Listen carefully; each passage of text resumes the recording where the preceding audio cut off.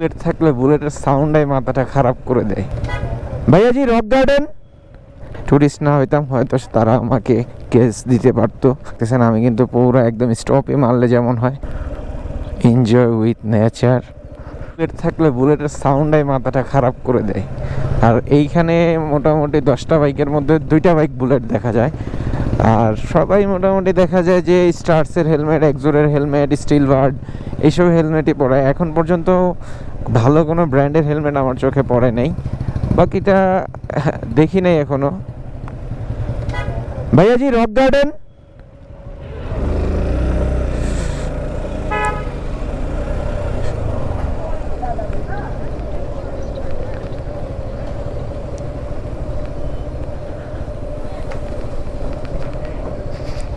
So এর জন্যই বললাম যে জিজ্ঞেস এদিকে অনেক রুলস রেগুলেশন আছে, সেগুলো অবশ্যই মেনটেন করতে হবে। আর যারা যারা আসবেন অবশ্যই মনে রাখবেন যে রুলস না মানলে এখানে অনেক কড়াকড়ি।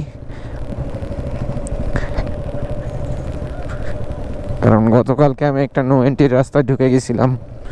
সো যদি আমি টুরিস্ট না হইতাম হয়তো তারা আমাকে কেস দিতে পারতো।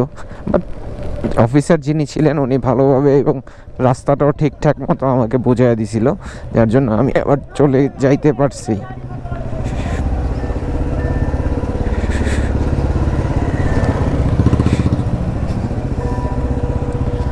Darjeeling police lines.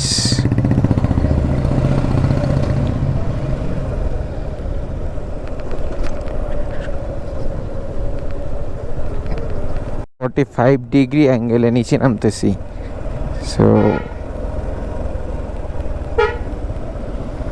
এটা তো অনেক এক্সপার্ট ড্রাইভার, আমি তো আনএক্সপার্ট রাইডার এখানে।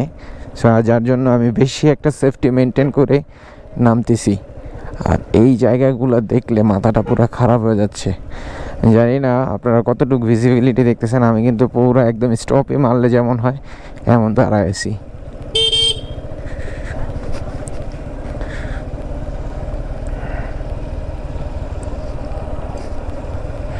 সো অলি গলি দিয়ে যাচ্ছি। এই যে অলরেডি মেঘ চলে আসছে, আমরা এখন মেঘের মাঝখানে চলে যাব।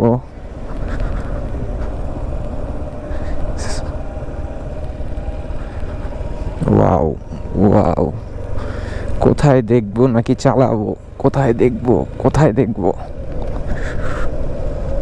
সো নামার সময় অনেক সাবধানে নামতে হবে, কারণ অনেক down hill.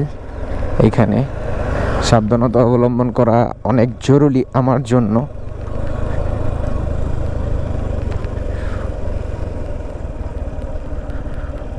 Enjoy with nature.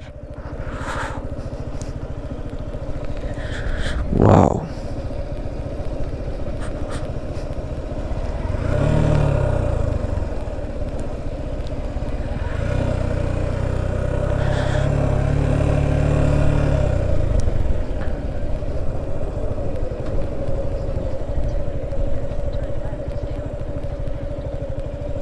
এই রক গার্ডেনে চলে আসলাম।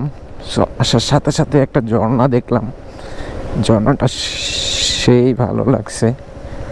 সো এইখানে হচ্ছে বাইক পার্কিং করব। বাইক পার্কিং এর জায়গা কই?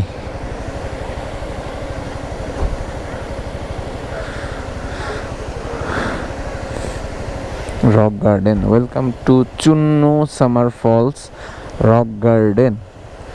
সো অনেক আসার সাথে সাথেই হচ্ছে গিয়া সাথে দেখলাম হচ্ছে গিয়া ঝর্ণাটা, মাথাটা খারাপ হয়ে গেল।